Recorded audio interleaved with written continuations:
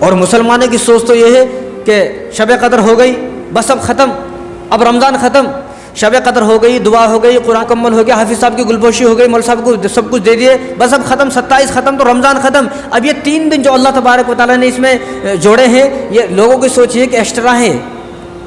شب قدر کے بعد سوچ کیا ہے؟ اب فوراً عید آ جانا، جلد سے جتنا جلدی ہو سکے اتنا جلدی عید آ جانا، اب ہمیں انتظار نہیں ہوتا، اب ہم سے انتظار نہیں ہوتا۔ لیکن ہونا تو یہ چاہیے تھا کہ ہم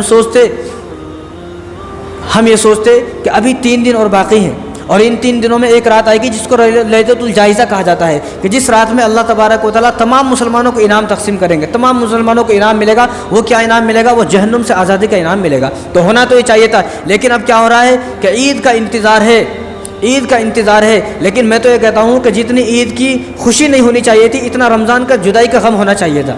رمضان مجھ سے جدا ہو رہا ہے، جب یہ رمضان جدا ہو جائے گا تو جتنے آفر اب ملے ہوئے ہیں، ایک نماز کا 70 کے برابر ثواب مل رہا ہے، یہ آفر اب نہیں ملے گا رمضان ختم ہونے کے بعد۔ اب ہم جمعہ پڑھیں گے ایک، لیکن 70 کا ثواب ملے گا جس طرح 70 پڑھے ہوں۔ لیکن اس کے بعد جو جمعہ آئے گا، رمضان مبارک کے بعد جو جمعہ آئے گا، اس کے بعد جو جمعہ آئے گا، اس جمعہ کو ہم ایک جمعہ پڑھیں گے تو ثواب ایک کا ہی ملے گا، لیکن اس جمعہ کا ایک جمعہ پڑھیں گے لیکن 70 کا ثواب ملے گا۔ لیکن اب کیا ہے، شب قدر ختم ہو گئی، اب عید اب بھول گئے، رمضان کو بھول گئے، روزوں کو بھول گئے، تراویح کو بھول گئے، عبادتوں کو بھول گئے، سب کچھ بھول گئے، اعتکاف بھول گئے، روزہ سب بھول گئے۔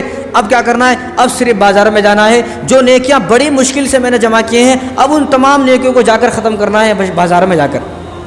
جو مشکل سے، بڑی مشکل سے کیسے کیسے کر کے روزہ رکھا، کیسے کیسے کر کے تراویح پڑھی، کیسے کیسے کر کے بڑی مشکل سے ہائے ہائے کر کے جو ہے عبادتیں کری، اور شام ہاتھ آئی، لیکن جو نیکیاں اتنی مشکل سے نیکیاں جمع ہوئی ہیں، اب ان کو ختم کرنا ہے بازار میں جا کر بے حیائی کر کر، اب ان کو ختم کرنا ہے بازار میں جا کر لڑائیاں کر کر، جھوٹ بول کر، دھوکہ دے کر۔ سامان ہے، دکان ہے، لیکن دکان پر جھوٹ بول کے سامان بیچ رہا ہے، اور ہمارے نوجوان جا رہے ہیں وہ لڑکیوں کو چھیڑنے کے واسطے جا رہے ہیں۔ جو نیکیاں اتنی مشکل سے جمع ہوئی ہیں، آپ ان نیکیوں کو کیوں اتنی جلدی ختم کرنا چاہتے ہو؟ حالانکہ ہونا تو یہ چاہیے تھا کہ جو نیکیاں اب ہم نے جمع کی ہیں، ان کا اثر 6 مہینے کے بعد تک ہونا چاہیے تھا۔ جس طرح صحابہ یہ فرماتے تھے کہ رمضان مبارک کا ہمارے اوپر 6 مہینے تک اثر ہوتا ہے رمضان جانے کے بعد، لیکن یہاں ہمارا جو اثر ہے ہمارے اوپر، وہ عید تک بھی اثر نہیں ہو رہا، عید تک بھی ہماری رمضان کی عبادتوں کا اثر ہونا بڑی افسوس کی بات ہے۔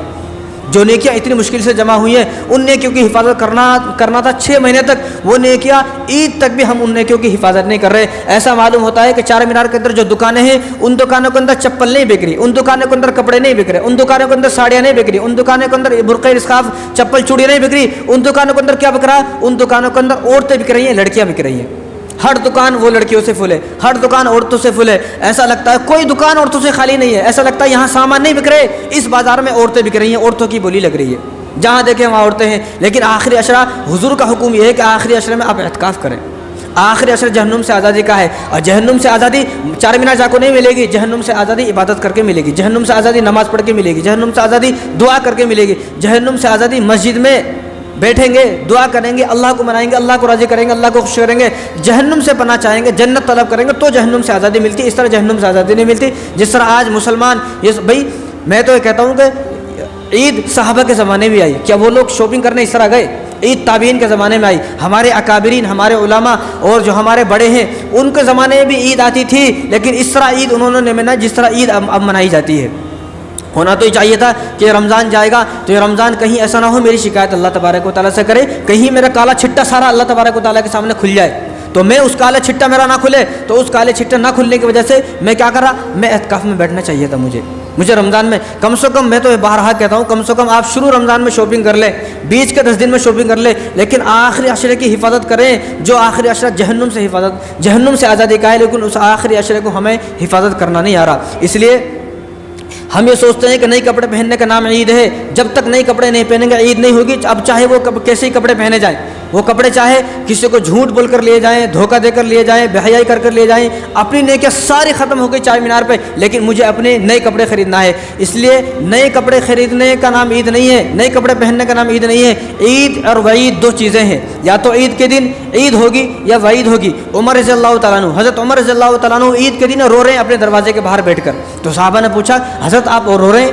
حالانکہ آج عید کا دن ہے، آج خوشی کا دن ہے؟ تو فرمایا کہ میں اس لیے رو رہا ہوں، مجھے پتہ نہیں ہے کہ آج میرے لیے عید کا دن ہے یا آج میرے لیے وعید کا دن ہے، یعنی آج میرے لیے خوش نصیبی کا دن ہے یا آج میرے لیے محرومی کا دن ہے۔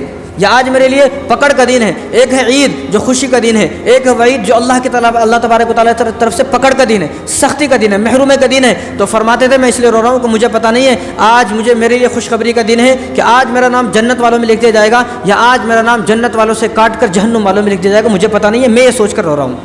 یہ ان کا حال ہے. اور ہمارا حال کیا ہے کہ عید سے پہلے ساری نیکیاں ختم, جو بڑی مشکل سے ہم نے نیکیاں جمع کی ہیں. عید اس کی نہیں ہے جس نے نئے کپڑے پہن لیے, عید اس کی نہیں ہے جس نے نئی چپل لے لیے, نئی چوڑیاں لے لی, نئی ساڑی لے لی, نئی سینڈل لے لیے, نیا اسکارف, نیا برقع لے لیا. عید اس کی نہیں, عید اس کی ہے جس نے اپنے اللہ کو منا لیا, جس نے اپنے اللہ کو راضی کر لیا, جس نے آخری عشرے میں اپنے آپ کو جہنم سے آزادی کر لیا, جہنم سے آزاد کر لیا. عید اس کی ہے. عید اس کی ہے جس نے 30 روزے رکھے, 30 دن تراویح پڑھی, 30 دن افطاری کی, 30 دن سحری کی. عید اس کی ہے. نئے کپڑے پہننے کا نام عید نہیں ہے. ہم لوگوں کی خیال کیا ہے کہ عید اس کی ہے جس نے نئے کپڑے پہن لیے, نئی چوڑی پہن لی, نئی سینڈل پہن لی, نئی ساڑی سلا لیا. عید اس کی ہے. نئی بہترین کپڑے, برانڈیڈ کپڑے جس نے پہن لیے, عید اس کی. عید اس کی نہیں ہے. اس کے لیے وعید کا دن ہے, اس کے لیے سختی کا دن ہے, اس کے لیے محرومے کا دن ہے, اس کے لیے پکڑ کا دن ہے. لیکن عید اس کی ہے کہ جس نے اپنے اللہ کو منا لیا اس آخری عشرے میں, اپنے اللہ کو راضی کر لیا آخری عشرے میں.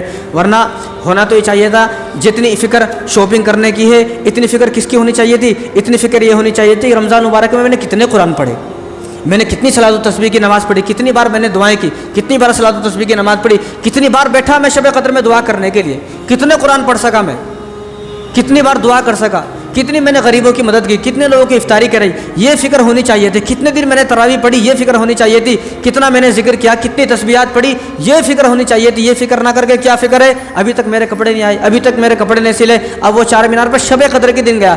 ہونا تو یہ چاہیے تھا کہ شب قدر کے دن وہاں کوئی نہ جاتا, لیکن معلوم یہ ہوتا ہے کہ شب قدر کے دن وہاں زیادہ بھیڑ ہوتی ہے. چاہے کوئی سا بھی بازار ہو, پوری ہندوستان کے اندر کوئی سا بھی بازار ہو, لیکن جب بھی شب قدر ہوتی ہے اس دن وہاں پر زیادہ بھیڑ ہوتی ہے. کاش کہ یہ بات ہمارے کو سمجھ میں آ سکتی, کاش کہ ایسا ہوتا کہ ہم اس بات کو سمجھتے کہ شب قدر میں اللہ تبارک و تعالیٰ ہمیں جہنم سے آزاد فرمائیں گے, مسجد میں رہ کر, مصلی پر رہ کر, جا نماز میں رہ کر, قرآن پڑھ کر, دعائیں کر کر, ذکر کر کر. اگر یہ سب کام کریں گے تو جہنم سے آزادی ملے گی, ورنہ کوئی آزادی نہیں ملے گی.